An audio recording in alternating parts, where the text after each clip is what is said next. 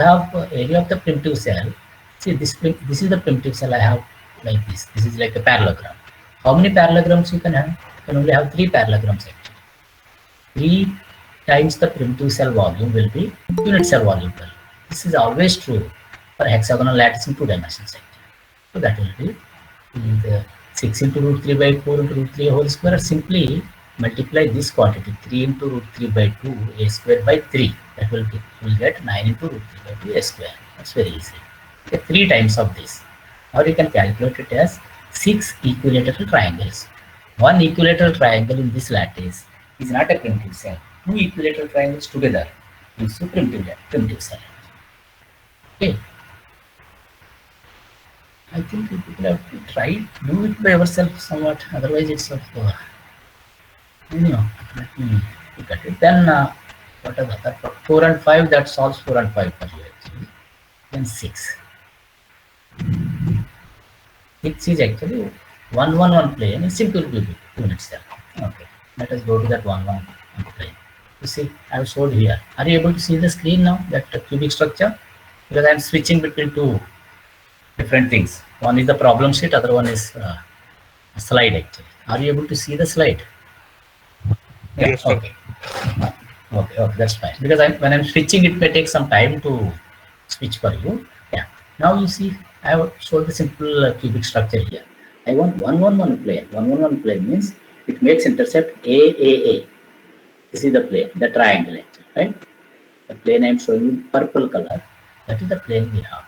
Now, my question is, if you take this plane, because any plane in 3-dimensional crystal or lattice will become a 2-dimensional lattice actually. Because this is you have points on the corners of the triangle. Basically generate a triangular lattice, right? If you keep on extending it, transverse. So put one dot here, one dot here. If you extend, you will get a triangular lattice. Triangular lattice is nothing but hexagonal lattice. We don't usually call it triangular, but if you just generate many points just from this triangle, you will get again hexagonal lattice. But what is the side of that hexagon? That's a different thing. What is the side of this hexagon? What is this side? That is the face diagonal. A square plus a square, square root, right? A root 2. So this will be a root. Each side of the hexagon will be a root 2. We will generate a big hexagon. Okay. So that means 1 1 1 plane in cubic crystal is a hexagonal lattice. That's what with the side a root 2 actually.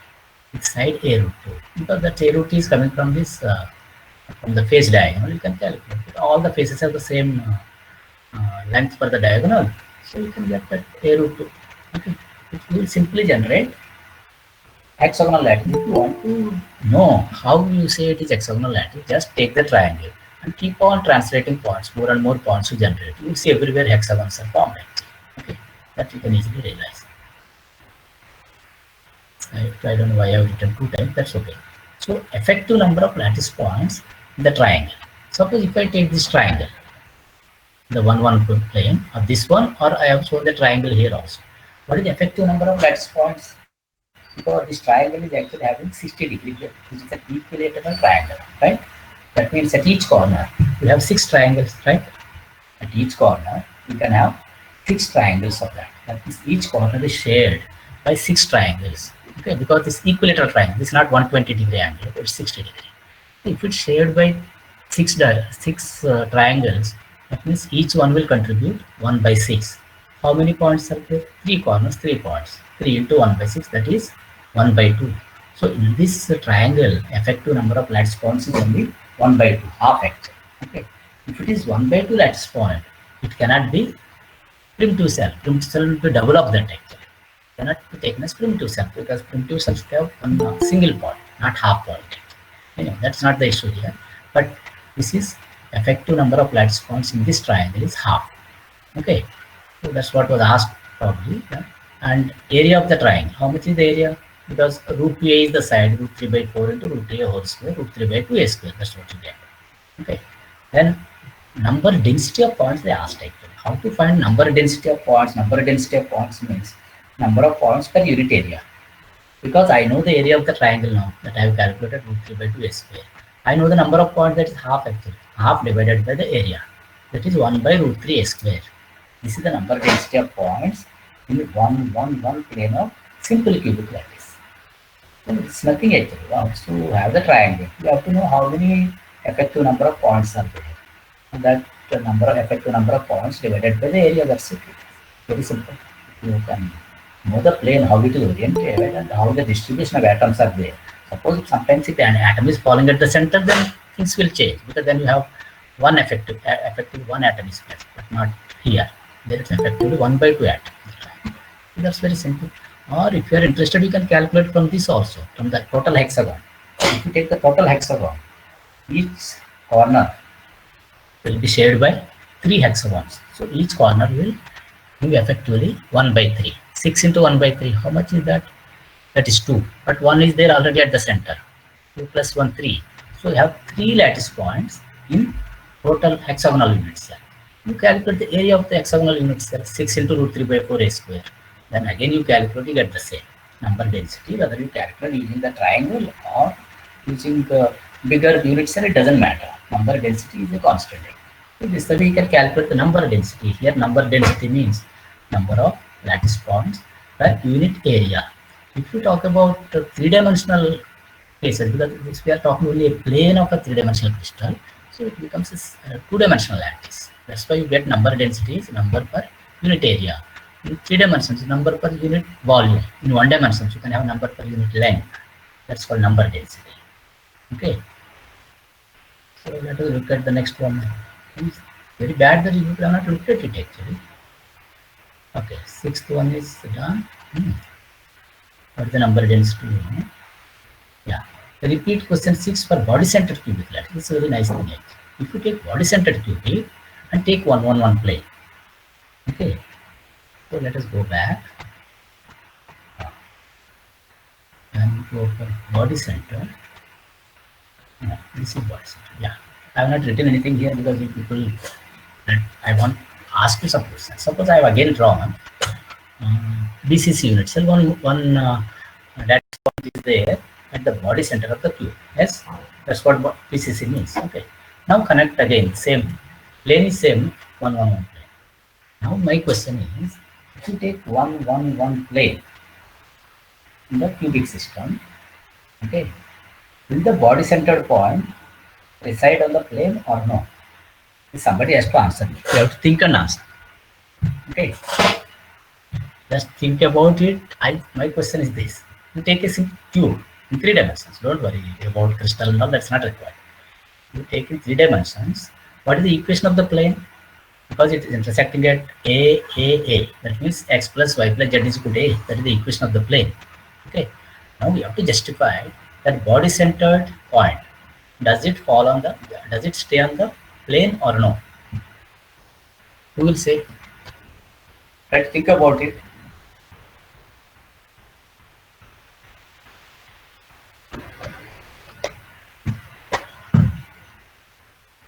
Is it lying on the plane or no? Are you able to hear my question? Yes, the same plane I told, same question we have to solve for the BCC. Yes, that's why I said X. Really? How did you justify? Yes, you can. It's unit, not unit 2. You cube with side A. Yeah. So what? Yeah. And do you say that it is residing on the plane? What is the equation of this plane actually? In XYZ? Yes, Swaroop? What is the equation of this plane in terms of XYZ? If the intercepts are known, you know that x by a plus y by b plus z by c is equal to 1, right? Yes or no? Yes, but all intercepts are same a. That means x plus y plus z is equal to a. That is the plane, right? Yes. Now you tell me, on that plane, the body center lies or no? Body centered point. But what are the coordinates of the body centered point? What are the coordinates of body centered point? You have to click on. No, not one. I am saying side is A.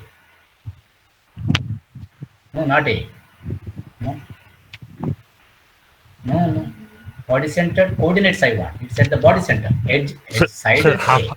sir, half. A. Like A by 2, A by 2, A by 2. Yes, A by 2, A by 2, A by 2. Substitute in that x plus y plus z is equal to A. Does it satisfy? No, sir, no, sir. It doesn't satisfy. Actually, it's more than A, right? And it's a Yes, sir. substitute 3A by 2. That means it lies above the plane actually. Yeah, yes, sir. It lies above the plane. So that point does not lie in that plane actually. That means 1, 1, 1 plane for simple cubic and body centered is same. There is no difference. You understand that? Yes, Already we sir. have done for simple cubic, and for body centered also 1, 1, 1 plane is same actually, because body centered point does not lie on that plane. Is it right or no? 1, 1, 1 plane. I'm not saying whole crystal. See, lattice is different, but particular plane, if it does not have that body centered point on the plane, whether you take 1, 1, 1 plane of a simple cubic or 1, 1, 1 plane of body centered, it looks the same because only corners are occupied for the triangle, right? Yes or no? You think and tell me, all of you. अरे सोचो कुछ, सोचते नहीं क्या तुम लोग? सोते हैं? Sleeping, so it's a natural phenomenon, right? Everybody sleeps.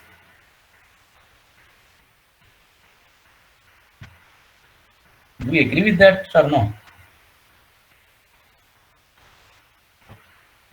People become very silent actually. I've said 1, 1, 1 plane of BCC is same as 1, 1, 1 plane of simple cubic because body centered point does not lie on this plane. Yes, Swaroop? Yes, Swaroop चला गया क्या हो गया? Are you people hearing me or not? Are you people hearing me what I say? Yes? Yes, sir. Yeah. Yes. Yeah. Yes, sir. Okay. Then you have to answer my questions then. Are you understanding something? I said that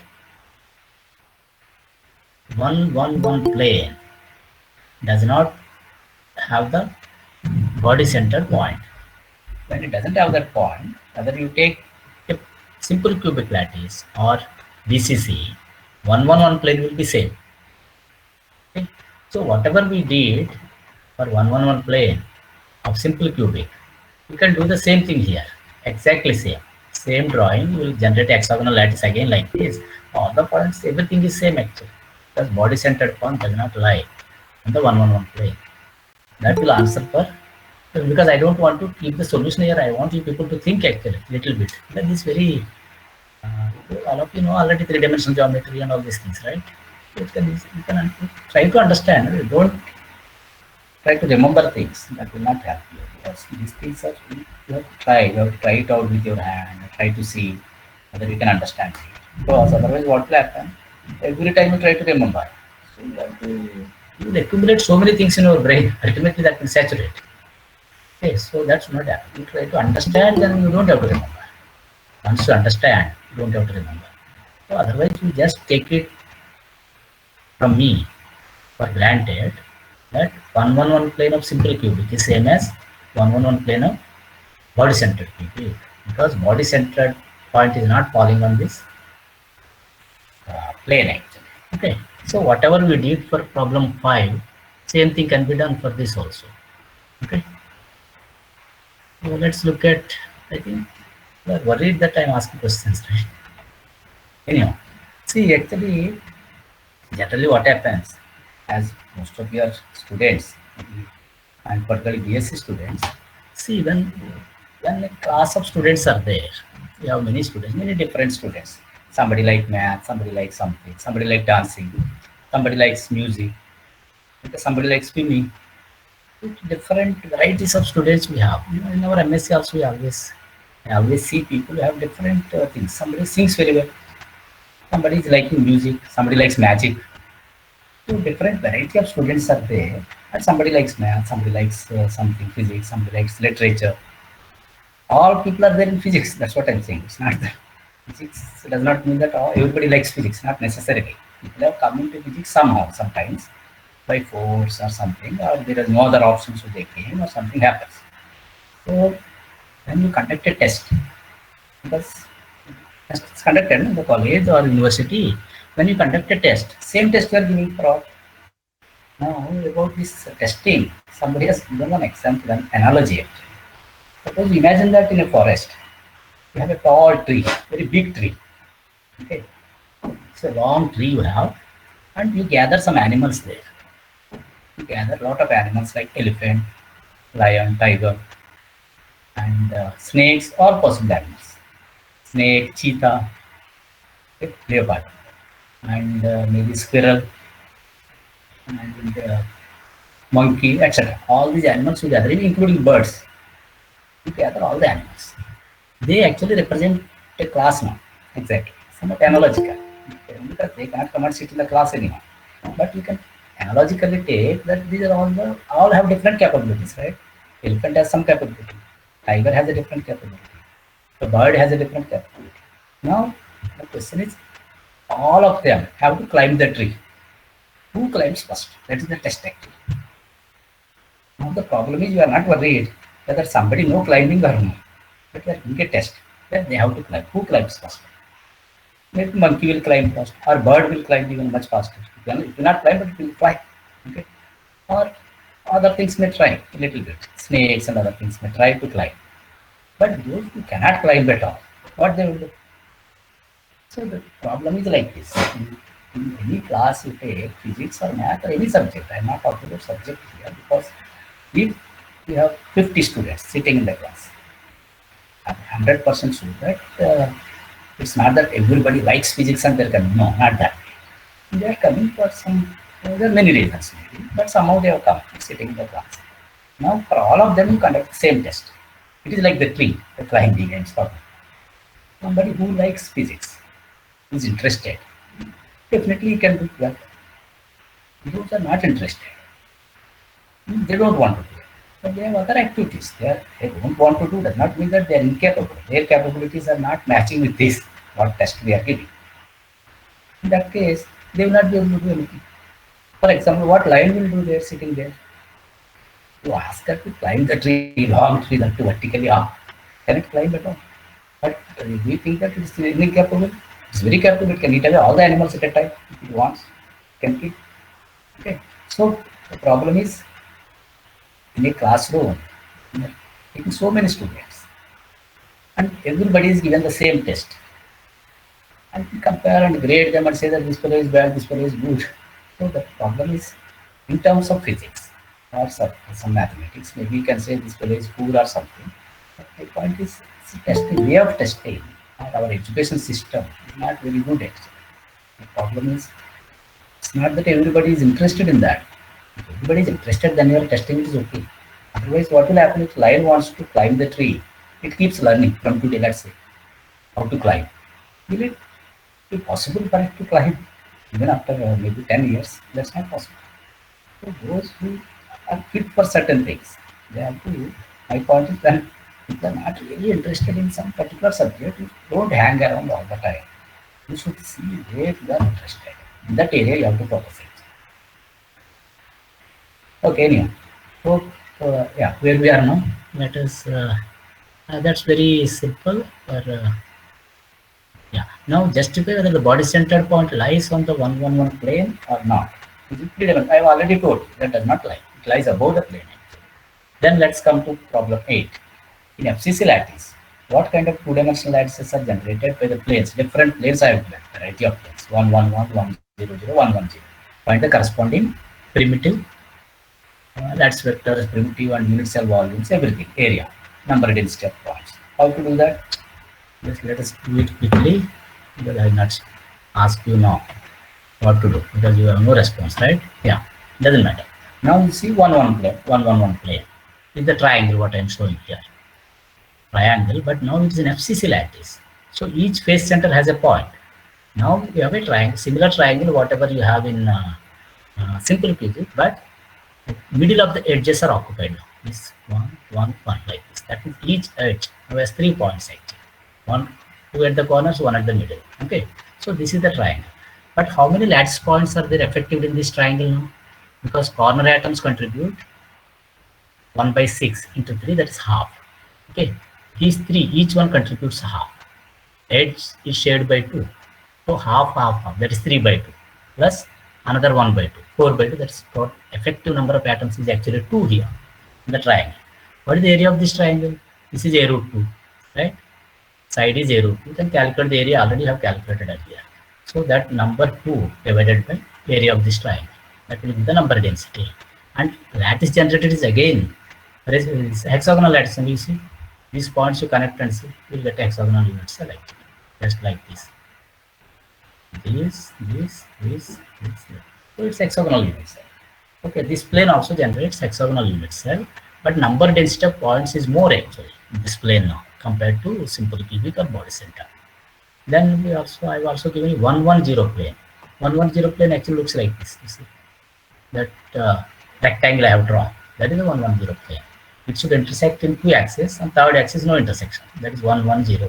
Okay, intersection on third axis is infinite. That's 110 plane. 110 plane looks exactly like a rectangle. Actually, I have drawn the rectangle here. You see, this is the rectangle. Okay, so rectangle, it is points are there at the corners and also middle of the sides. Okay, so in this again, corner points will contribute 1 by 4 each, because each corner will be shared by 4 rectangles. 1 by 4 each. 1 by 4 into 4, that is 1. These 2 atoms will contribute 1.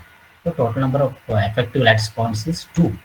And area, you find out what is the area.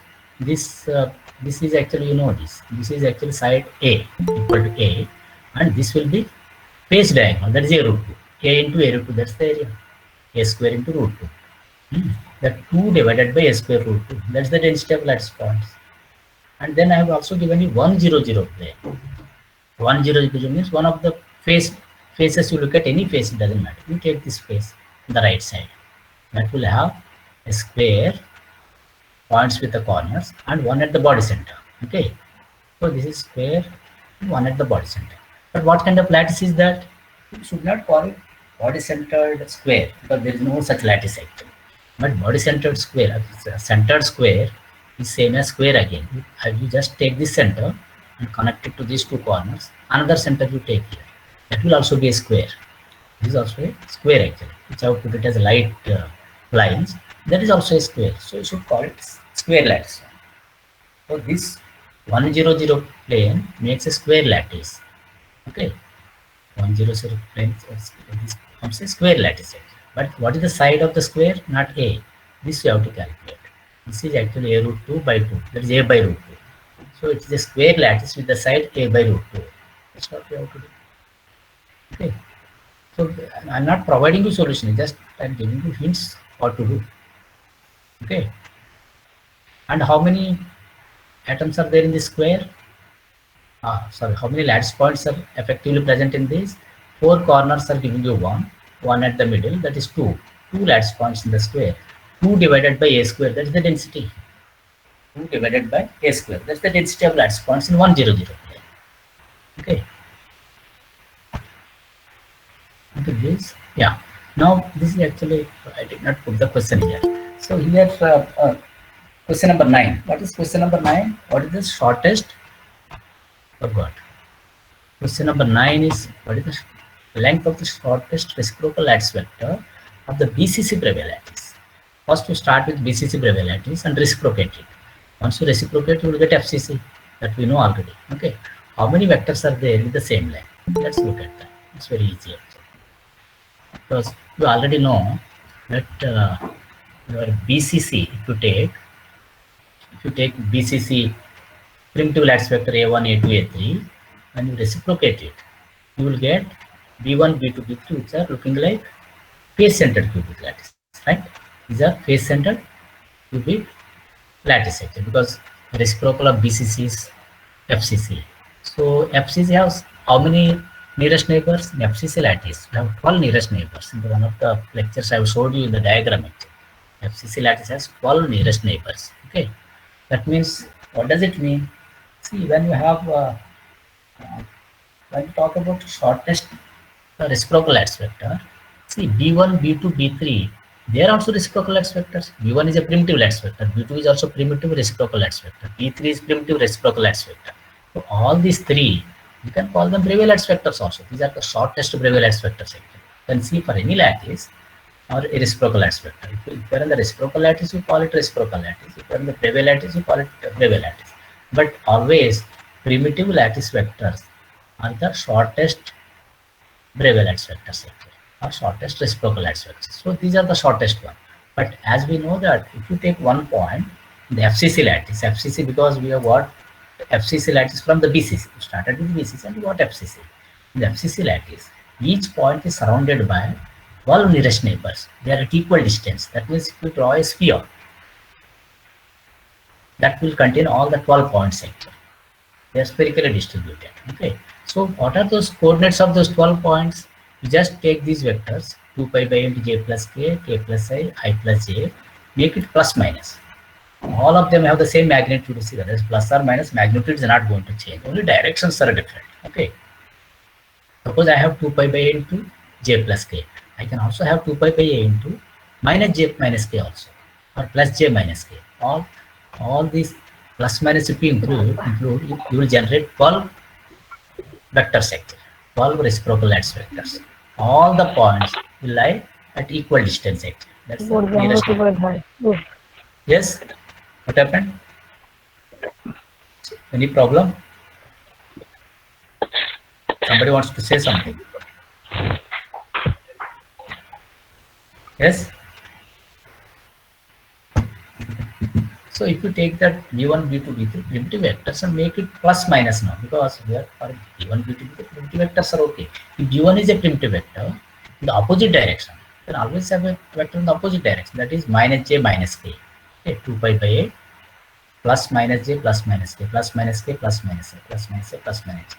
This total will give 12 possibilities, because here plus minus j will, how many will come here?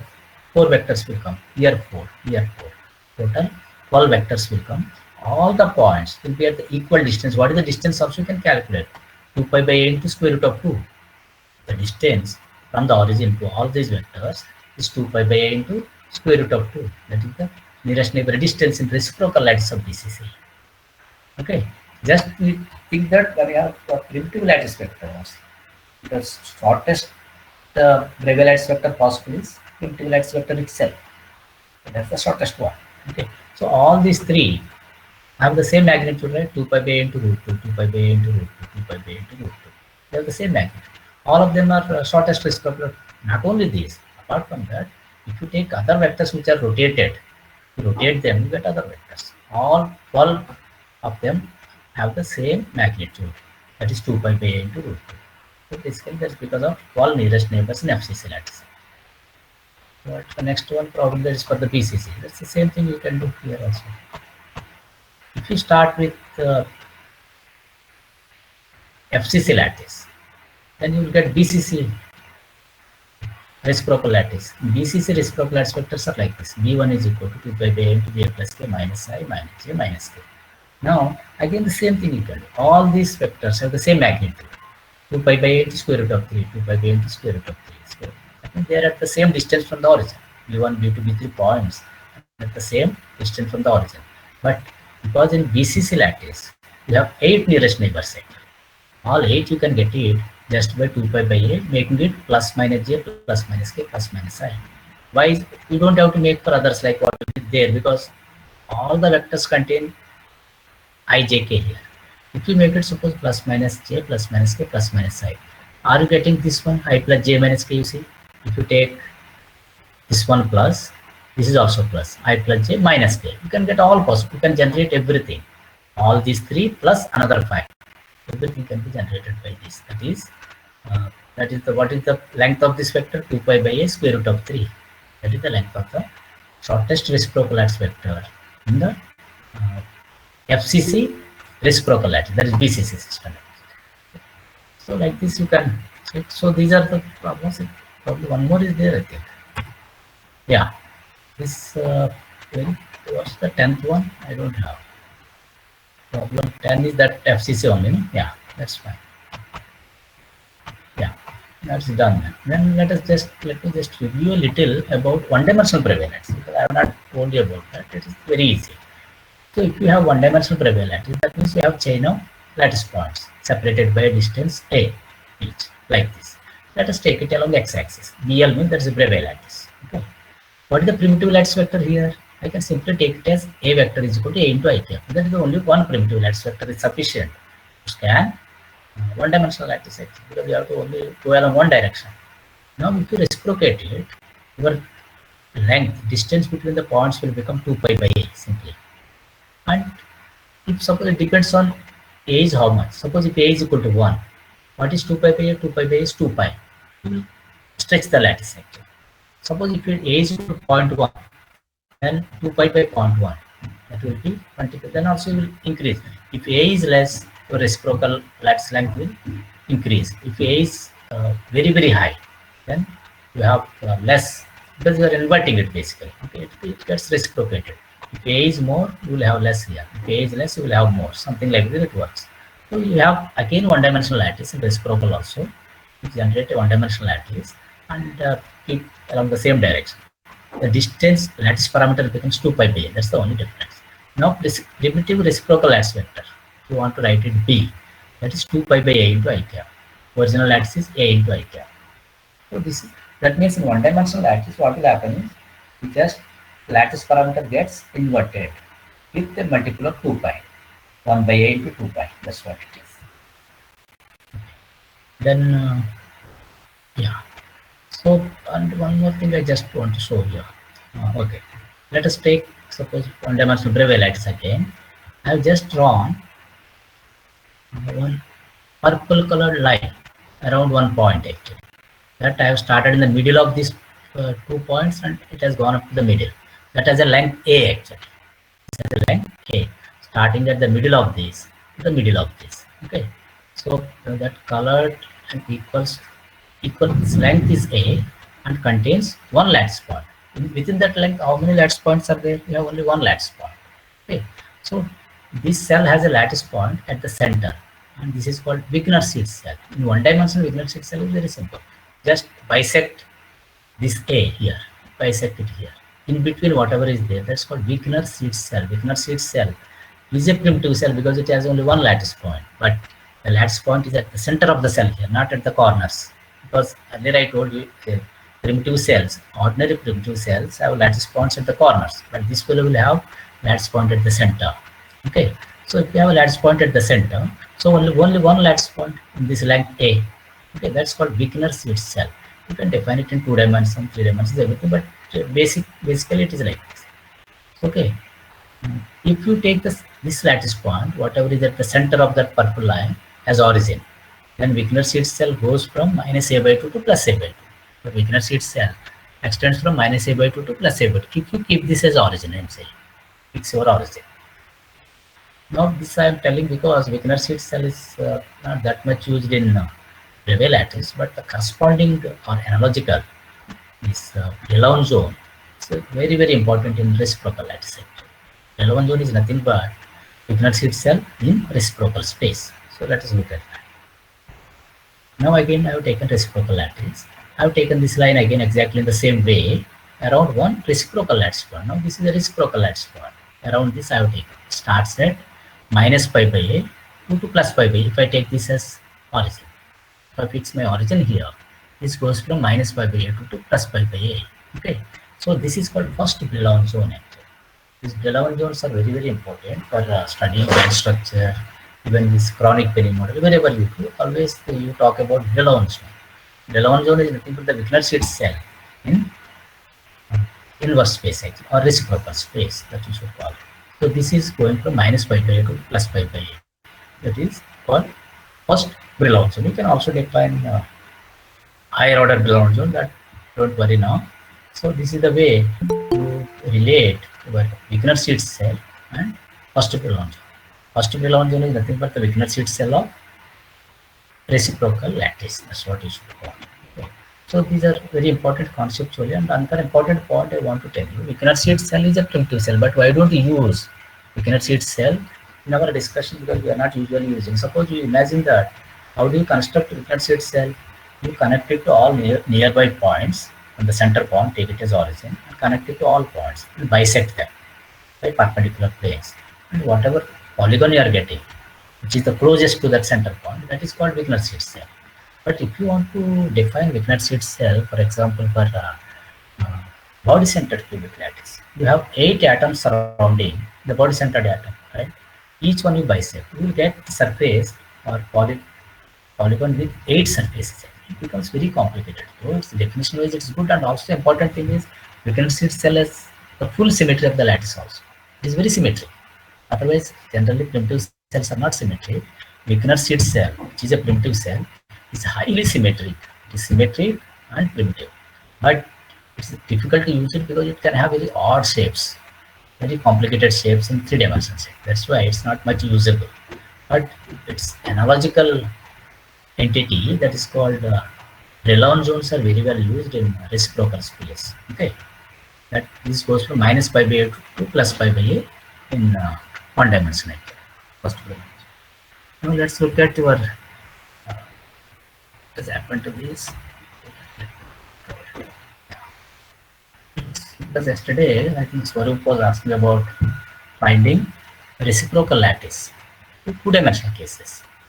Let us take the most general lattice, that is, take an oblique lattice. Oblique lattice means we know A1 not equal to A2 and pi not equal to 90. That is called oblique lattice. This is the most general case.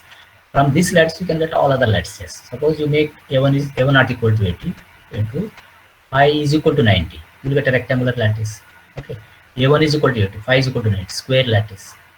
And A1 is equal to 80, phi is equal to 120. You will get hexagonal lattice. Okay. And for body-centered tetragonal, triangular also you can generate from this rectangle. All rectangular lattice, everything can be generated from this. That's why I've taken the most general lattice.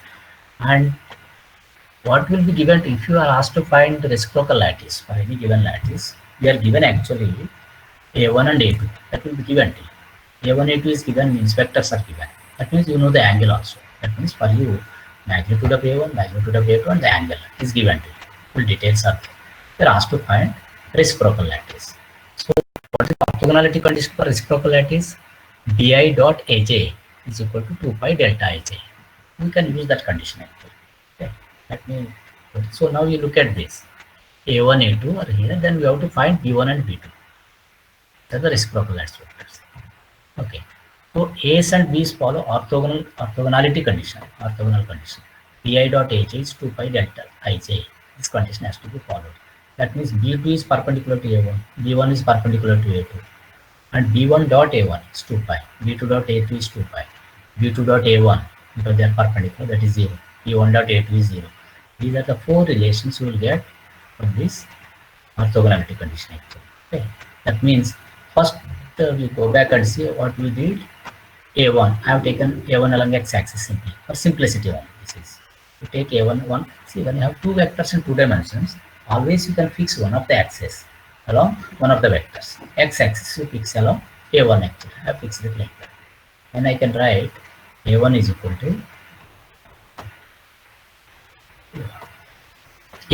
to magnitude of A1 into I cap. This is the magnitude of A1 into I cap. Then similarly, if you want to write B2, how will you get B2? What will happen is when you have the vectors A1 and A2, you rotate whichever vector is down, that you rotate it up by 90 degree. A2 you rotate, A1 you rotate by 90 degree. That you will get B1. Similarly, A2 you rotate by 90 degree in the opposite direction. That you will get B2. That's what the way it works actually. A1 should be rotated clockwise, anti-clockwise to get B1.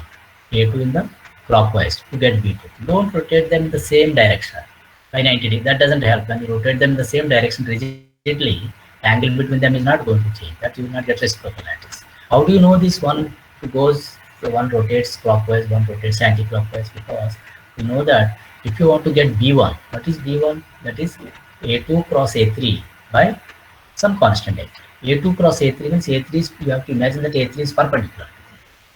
A3 is perpendicular. A2 cross A3 gives the direction like this. It will be perpendicular to A2 in perpendicular to A3. But that is not important here. You can just use these relations and find. So always remember it that whatever is the vector which is below should be rotated up, and vector above should be rotated down. That's the way it works actually. By 90 degree. Both will rotate by 90 degree. Yeah. With that information, let me take B2. Now we see what happened actually here. If you rotate A1 by 90 degree, you will go along y-axis actually, right? That means your B1 is along y-axis, positive y-axis. That's why I've written it as B1 is equal to. No, that we should call it B. By mistake, I've written B1 or what? B2, sorry. It is actually written there. I made a mistake. This should be B1. When you rotate it this way, this should be called B1. This should be called B2 actually. Which we generate from A1 should be called B1. This is B2, but there I've inverted it by mistake. Yeah, that's okay. But that's not going to make a change. If you write B2 as B2 into J cap, what is A2? Just look at A2 here. A2 is making angle phi with x-axis. Okay, that vector can be written as A2 into cos phi I cap plus sin phi J cap. Then vector perpendicular to A2. If you want to write a vector perpendicular to something, suppose I have vector xi cap plus yj cap. What is the perpendicular vector? Just change the sign of one of them and change. Suppose for this vector I will write phi sin phi I cap minus cos phi j cap. That will be perpendicular vector. Just interchange and put a negative sign. This way you can generate a perpendicular. So vector perpendicular to it is A2 sin phi I cap minus A2 cos phi j cap. You see that cos phi sin phi is interchanged and there is a negative sign. And if you want to find the unit vector perpendicular to A2, that is sin phi I cap minus cos phi j cap. Okay. Similarly, if you write B1 now, B1 is equal to magnitude of B1 into sin phi I cap minus cos phi j cap, plus multiply the magnitude with unit vector along the direction. Okay, because B1 is perpendicular to it. Then what is B1 dot A1? That is 2 pi. That will give you A1 B1 sin pi is equal to 2 pi. B1 is 2 pi by A1 sin pi. That's the magnitude of B1. But what the direction that is given here? Sin pi I cap minus cos pi j cap. If you want vector B1, 2 pi by A1 sin pi into sin pi I cap minus cos pi j cap. Similarly, B2 dot A2 is also 2 pi. That will give you B2 is 2 pi by A2 sin pi, but B2 is along y direction. That is 2 pi by A2 sin pi j cap. So we can actually use these orthogonality relations and find, but instead of that, for simplicity, what people do, you take A1 and A2 vectors. There is no A3, but you take a unit vector along z-axis and make A2 cross A3, A3 cross A1. Like that, you make and find this. That becomes easy for you to handle it because you can use the same relations. But here we are starting with orthogonality relations. But these two vectors, what I have given for B1 and B2, it will work generally. For any lattice, it doesn't matter. You just only define your phi, angle phi, and A1 A2. If A1 is equal to A2 and phi is equal to 90, you get a square lattice. Just substitute it there and see you immediately get B1. This can be used in general. But generally people don't do it that way. For finding these vectors, you always assume that there is a vector normal to the two-dimensional lattice, that is your A3 axis. So just find out if it is B1, A2 cross A3. A2 is known to you. A3 is K cap. You are taking Z cap direction, K cap direction. That is A3 cross K cap. That will give you your B1. Similarly, other vector for B2. B2 is equal to, I will get B2 is equal to A3 cross A1 by some volume of the primitives, okay? Multiplied by 2. So that's why that is a technique to do. But actual way of doing is this.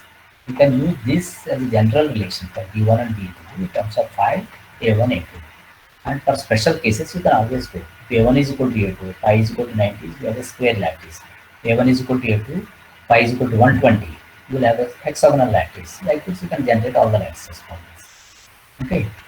So that's what I wanted to say today. But let me also tell you something. If BSc students are thinking, because see, this is usually not dealt at BSc level, not so much in detail. You may know something little about reciprocal lattice and all these things. At least I have studied all these things when I was doing PhD in detail.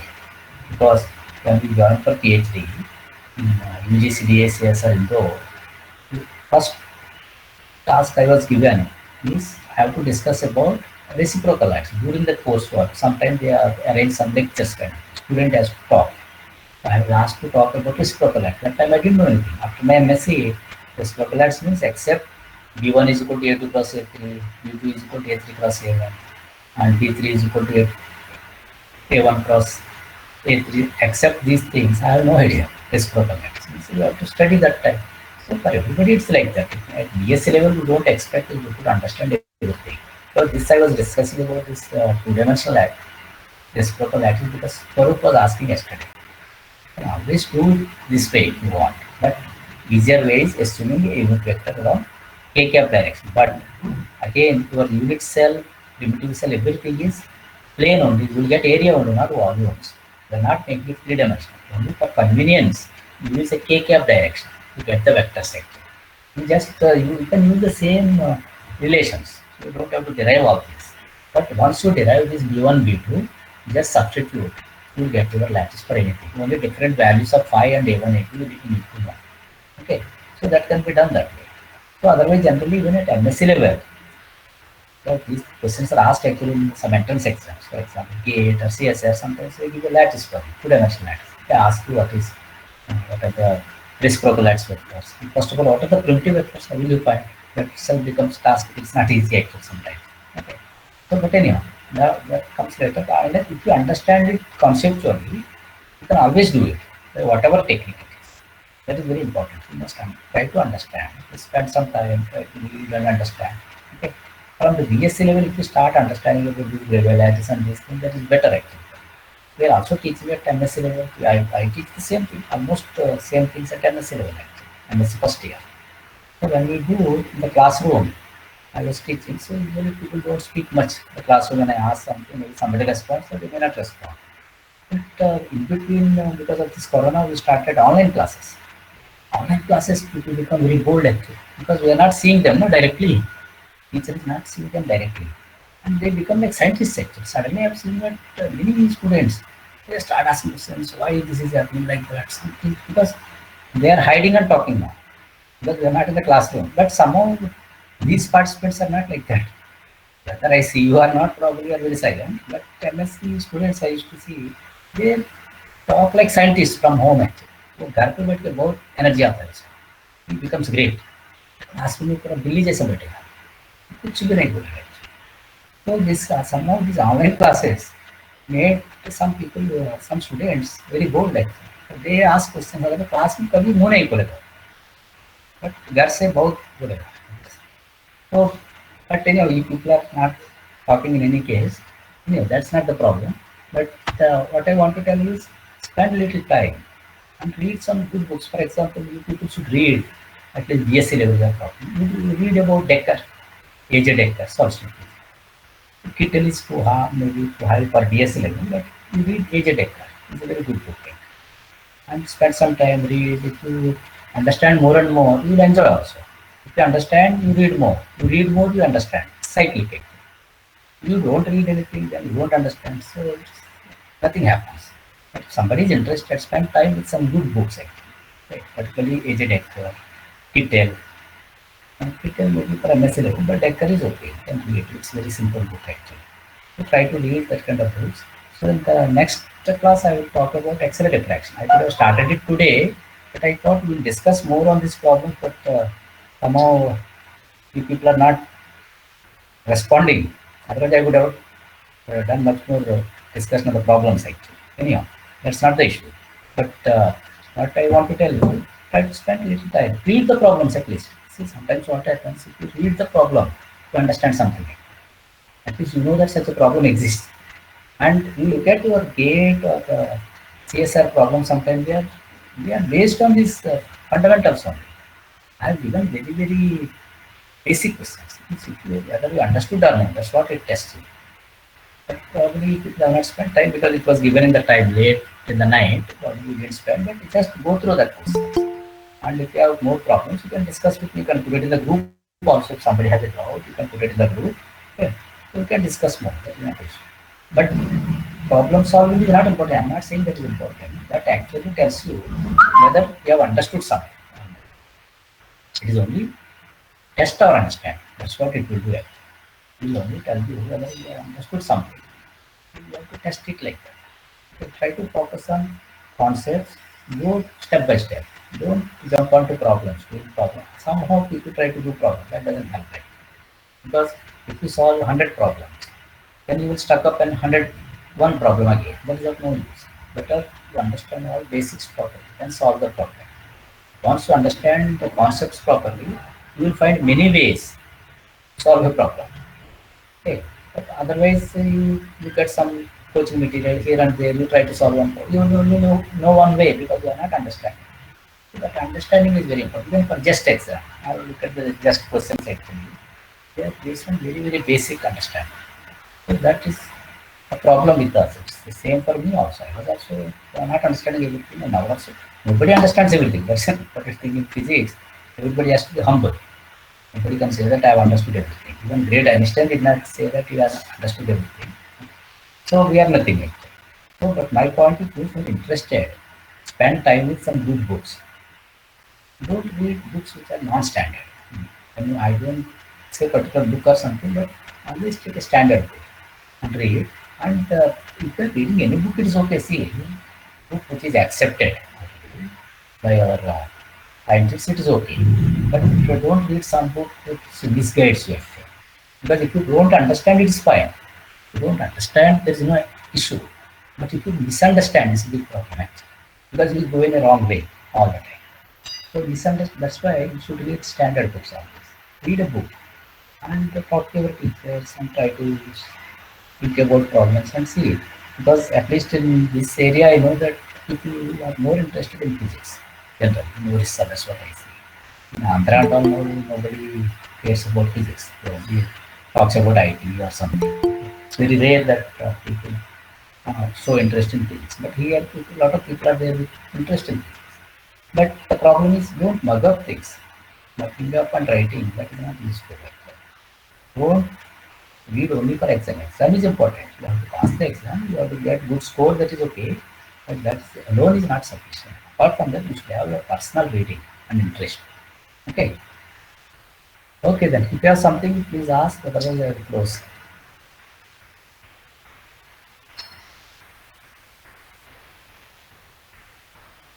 The Decker book is the soft copy is available freely. Yeah. Yeah. Anybody? Yeah. Yes, who is speaking? Okay. Yeah, please ask them if they want something, we can discuss.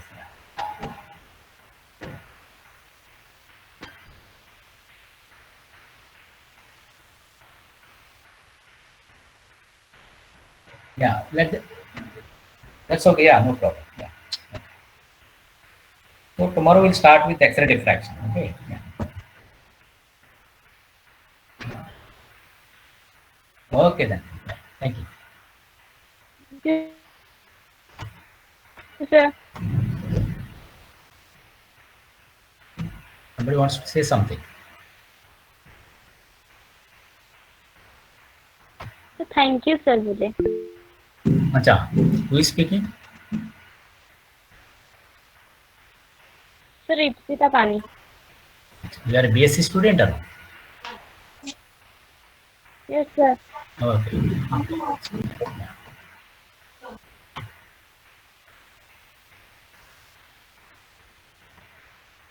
Yeah, okay, no problem. Yeah. Let them look at that question paper again. So probably they have not looked at it, look like slide. Let them look at it. If they have doubts, they can ask tomorrow, no problem. They are most welcome to ask questions. No, don't worry. If question is wrong also, it's okay. Be free. Nobody will say anything if you ask a question, okay? You can ask me. Just keep quiet also, no issue. It's up to you. You decide. But asking question is not a big thing because you are sitting at home. No. You are like a king actually. You are not in the classroom, right? So you can ask any question. Nobody is seeing you, right? Okay. Yeah, that's fine. Yeah. Okay, then I will.